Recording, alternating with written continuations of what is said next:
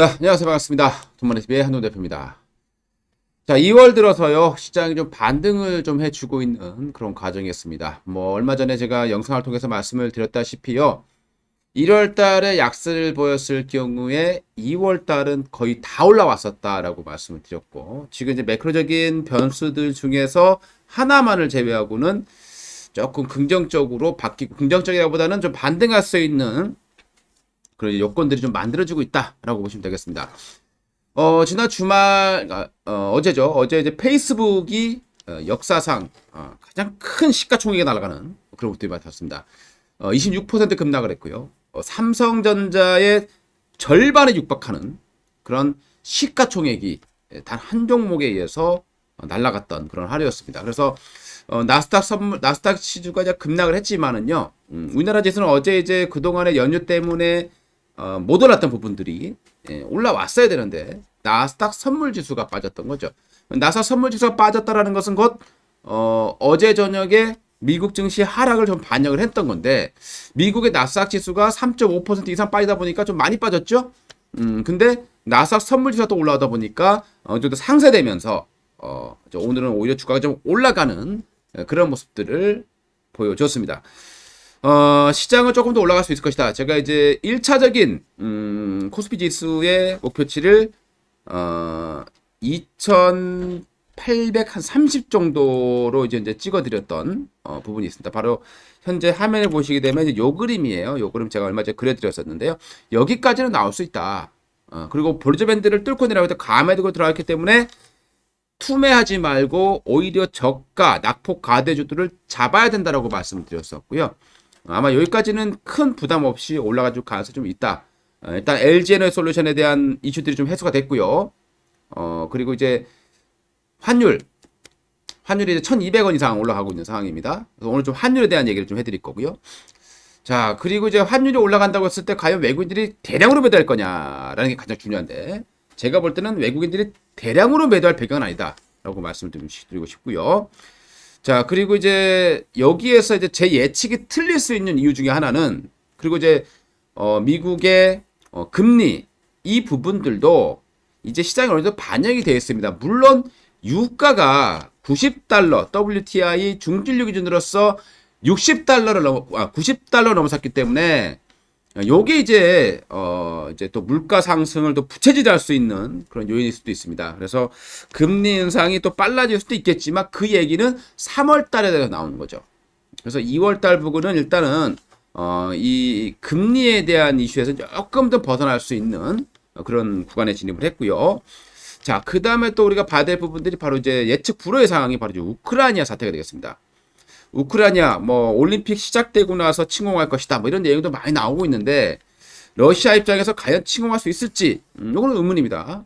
물론 러시아 입장에서는 우크라이나를 일단 크림반도를 뺏었기 때문에 이걸 지키고 싶겠죠. 그래서 이제 우크라이나가 나토에 가입하지 못하게 결사적으로 막고 있는 그런 상황입니다. 그래서 어떻게 될지 모르는 상황이고요. 만약에 이제 러시아가 실제로 우크라이나 침공하는 사태가 발생한다면 지수가 목표치까지 달성하지 못하고 다시 내려올 수 있겠습니다만은 제가 볼 때는 2월 올림픽 기간 안에는 초반에는 그런 이슈에서 좀 벌어질 수 있다. 이거 좀 판단이 되고요.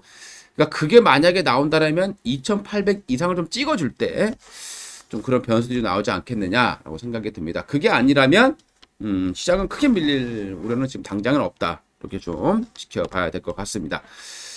자, 지금 우리 저 환율에 대한 말씀을 좀 오늘 좀 해드려보도록 하겠습니다. 지금 환율이 미쳤죠. 1,200을 돌파하고 있는 상황입니다. 그 이유가 무엇인지, 그럼 이 이유로 인해서 외국인들이 대량 매도를 할 것인지를 봐야 될 것 같고요. 최근에 외국인들이 매도가 있었지만 이것은 이제 우리나라 증시를 완전히 떠나는 이유가 아니라 LG 에너지 솔루션을 기존에 갖고 있던 물량 상장하니까 수익이 많이 났겠죠. 그래서 그 물량을 갖다 집어던진 게 거의 70% 정도입니다. 그러니까 실제로 외국인들이 환율이 올라가면서 팔았던 부분들은 크지 않았다라고 이야기해 볼 수 있겠고요. 자, 환율의 변동 요인을 한번 보겠습니다. 환율은 이제 우리나라 이제 변동환율제죠. 그래서 환율이라는 것은 결국에는 여러 가지 이유가 있겠지만 수요와 공급에 의해서 환율은 결정이 되죠. 그래서 간단히 얘기하면 달러에 대한 수요가 증가하게 되면 환율은 상승하는 것이고요. 달러가 공급이 증가하게 되면 하락할 수밖에 없는 구조를 가지고 있습니다. 지금은 당연히 달러에 대한 수요가 증가한 거죠. 공급에 비해서 수요가 많은 그런 상황이죠. 외국인들의 지정학적 리스크, 여기에다가 또 금리 인상 뭐 이런 부분이 있기 때문에 달러가 빠져나갈 위험이 그만큼 크다라고 봐야 될 것 같고요. 우리가 이제 지정학적 리스크도 환율에 영향을 주죠. 근데 우리나라 이제 최근에 이제 북한이 또 미사일을 쏘고 있고 이제 조만간에 좀 ICBM도 발사할 거다라는 그런 예측들이 좀 많이 나오고 있는 그런 상황이고요. 그 다음에 투자자들의 전망도 중요한 역할을 합니다. 그러니까 앞으로 금리가 올라가게 되면 달러에 대한 수요가 커질 것이다. 외자가 빠져나갈 것이다. 이런 예측을 하게 되는 거죠. 그 예측에 의해서 달러를 사니까 또 달러가 올라가는 그런 변수가 되는 것이고요. 요인이 되는 것이고. 그 다음에 이제 국가의 개입도 있을 거예요. 보통 이제 국가는 환율이 많이 올라갈 때 또 이제 달러를 푸는 경우도 있고 환율이 떨어질 때 달러를 매입하는 경우도 있습니다만은 이거는 그 효과가 오래 가지 않는다라고 봐야 될 것 같고요. 그 다음에 이제 가장 중요한 요인이 바로 이제 경상수지라는 거예요. 경상수지가 흑자를 기록하게 될 때는 외환 공급이 증가를 하게 됩니다. 그리고 이 요인은 환율 하락으로 나타나게 되는 거고요. 경상수지가 적자로 기록하게 된다면 외환에 대한 공급이 감소를 하게 됩니다. 그래서 환율이 상승하는 그런 효과가 발생한다라고 보시면 되겠습니다. 지금은 아무래도 여기 외환이죠. 좀 오타가 좀 있어요. 외환입니다. 외환 공급이 감소하는 이런 좋은 과정이다. 지금 경상수지가 좋지 않게 진행되는 그런 과정으로 보시면 될 것 같고요. 그럼 경상수지가 무엇이냐라고 봐야 될 텐데요. 경상수지라는 것은 일단 우리가 무역수지, 그리고 무역 외수지로 나눠지는데요. 무역 외수지는 보게 되면 뭐 소득 수지가 있을 것이고, 뭐 자본 이전 수지가 있을 것이고, 경상 이전 수지가 있을 겁니다. 이런 것들이 있는데요. 그 이제 여러 가지 이제 요인을 복잡적으로 해서 이제 경상 수지가 나오게 됩니다. 지금까지는 우리나라가 경상수지가 흑자예요. 아직까지는 11월달 발표까지는 흑자를 유지하게 되면 일단 소득이 증가를 하게 되겠죠. 그래서 일자리가 증가하게 되고 그리고 외환 보유고가 늘어나게 되기 때문에 국가에 대한 신뢰도가 높아집니다. 그래서 보통은 경상수지 흑자가 좋다라고 얘기를 하는 거죠. 근데 예외적인 경우가 이제 좋지 않은 경우로 가는 경우가 통화량이 너무 증가를 하게 됐을 때 통화에 대한 통제가 어려움이 있다라는 부분들. 그리고 이제 너무 이 한 기업이 흑자를 많이 나게 되면 미국, 중국 아니겠습니까? 중국 그렇죠? 그러면 상대국들의 수입 규제가 증가하게 되겠죠. 즉 무역 마찰이 증가를 하게 된다라는 또 단점이 있는 거고요. 그리고 교역제하고 비교역제 여기에 이제 불균형이 좀 발생할 수 있다라는 단점도 가지고 있다는 겁니다. 그러니까 경상수지가 흑자라는 게 무조건 좋지는 않습니다만은 우리나라 같은 경우는 수입 의존도가 굉장히 높은 그런 나라이기 때문에 경상수지가 흑자여야만 좋다라고 판단해 볼 수 있을 것 같습니다. 근데 이 경상수지가 최근에 조금 흔들리고 있다라고 보시면 되겠고요. 최근에 이제 이 경상수지를 보게 되면은 좀 77억 불 정도 흑자를 계속 유지해주고 있는 70억 불이죠. 좀 유지를 해주고 있는 그런 과정에 있는 상황이고 다만 이제 이 감소를 좀 했다라는 부분들 그리고 경상수지라는 게 무역수지가 가장 큰 역할을 한다라는 거죠. 무역수지라고 하는 것은 국가의 어떤 경쟁력을 반영하는 것이다 보시면 되겠습니다. 그래서 상품의 수출 그리고 수입에 의한 대금의 수불 그래서 출항지의 선적도 가격으로 집계를 하게 됩니다. 그래서 평가 절상 또는 평가 절하의 지표로 활용되게 되는 거죠. 여기 보시게 되면 무역 수지가 이번에 좀 안 좋아졌어요. 2개월째 적자를 기록을 했고요. 2008년도 이후에 처음으로 2개월 연속 적자를 기록했다라고 보시면 될 것 같습니다.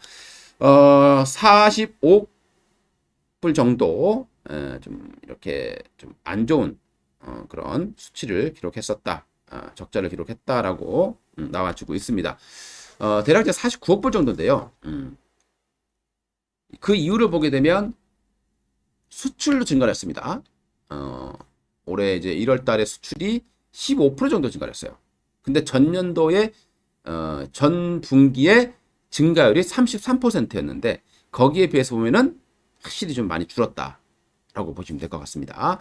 자, 무역 수지가 줄게 되면 결국에는 뒤를 따라서 경상 수지도 안 좋아질 수밖에 없다고 봐야 되겠죠. 왜냐하면 경상 수지라고 하는 것 자체가 무역 수지하고 무역 외 수지를 가지고 분석하는 거기 때문에 그 중에서 가장 많이 차지하는 거. 우리가 무역 외 수지 보게 되면 뭐 이자, 뭐 선적 수수료, 뭐 운임료, 그리고 뭐 송금, 해외 송금 또는 해외 송금 받은 것들 다 플러스 마이너스 하겠죠. 그리고 이제 이자 같은 경우도 이제 해외에서 받은 것들, 우리가 주는 것들, 그리고 배당, 이 배당도 해외에서 받은 것, 또 우리가 줘야 되는 것을 합산해서 나오는데 이 중에서 가장, 그리고 이제 관광 같은 경우도 있겠죠. 아무래도 관광 쪽은 흑자를 유지하기가 쉽지는 않겠습니다만은 우리가 이제 코로나 때문에 항상 우리나라가 이 관광 수지에서 만성 적자였단 말이죠. 그러니까 지금 코로나 때문에 이제 해외 여행을 가지 못하는 상황이다 보니까 관광 수지는 어떻게 될지 모르겠습니다. 그래서 이런 걸 이제 플러스 마이너스 해서 이제 경상 수지가 나오게 되는 거죠. 그러니까 무역 수지가 가장 큰 비중을 차지하고 있는데 그 무역 수지가 적자를 기록하기 때문에 경상 수지도 결국에는 좀 급감할 가능성이 높다, 이렇게 판단을 해야 될 것 같습니다. 그러면 아무래도 이 무역 수지가 적자를 났던 이유를 보게 되면 유가, 가스, 그리고 환율 상승입니다. 그러니까 환율이 올라가게 되면 어떻게 되겠습니까? 그만큼 수입 물가가 올라가는 효과를 받게 되겠죠. 환율이 올라가게 되면 우리 원화 가치는 절하되게 됩니다. 원화 가치가 떨어진다고 소리가 되겠죠. 그만큼 1,000원에 사왔던 거를 1,100원에 사야 되는, 거기다가 이 국제적인 글로벌 에너지 가격까지 올라가 있기 때문에 이중으로다가 비용이 나가는 그런 상황이 된 거죠. 그럼 이게 이제 좀 안정을 찾으려면 공급망이 일단은 좀 해소가 돼야 되는 거죠. 그 무역 수지가 적자난 이유는 에너지 때문입니다. 유가가 급등을 했고요. 지금도 근데 유가가 급등하고 있는 상황이죠. 그러면 또 2월 달에도 안 좋을 것이고 3월 달에도 안 좋을 겁니다. 유가라든가 그리고 이제 천연가스 가격들이 좀 떨어져 줘야 무역 수지가 어느 정도 개선될 여지가 좀 남아 있다. 그래야 다시 또 올라올 수 있을 겁니다. 자, 그러면 우리가 이제 요게 이제 제이커브 곡선이라고요. 우리가 이제 많은 분들이 고등학교 때도 배우고 하겠지만 환율이 올라가면 수출주의 호재가 아닌가요? 라고 얘기를 하겠죠. 근데 그게 여기에 달리는 거죠. 제이커브 곡선이라는 게 있습니다. 그러니까 이게 환율이 올라간다고 했을 때, 즉 평가절하된 거죠. 우리나라 가치가, 통화 가치가 평가절하되는 건데, 이렇게 됐을 때 바로 이게 수출주가 나타난 것이 아니라 시간을 주면서, 즉 평가절하됐을 때는 수출이 계속 적자예요. 적자였다가 시차를 두면서 올라간다라는 거, 이게 바로 제이커브 곡선이라고 보시면 되겠습니다. 이런 과정을 거치기 때문에 환율이 올라간다고 해서 바로 수출주에게 호재가 된다라고 보시면 안 된다는 거죠. 6개월 정도의 시간, 시차가 필요하다라고 봐야 될 것 같습니다. 결국에는 이런 과정을 보여야 되겠죠. 환율이 올라가게 되면 나중에는, 지금 당장은 아니겠지만 나중에는 결국에는 수출 증가로 가게 됩니다. 근데 이게 조금 올라가지고는 수출 증가 영향이 적겠죠. 예전에 IMF 때 환율이 거의 2,000원까지 갔을 때 수출 기업들이 대박이 터졌던 적이 있습니다. 그렇게 의미를 하시면 되겠죠. 그렇게 폭등을 할 때, 또는 2008년도처럼 환율이 1,600까지 올라갔을 때, 그럴 때 수출주들이 큰 호재를 받게 되는 겁니다. 그 기간, 시차, 이게 바로 제이커브 곡선이다라고 이해해 주시면 되겠고요.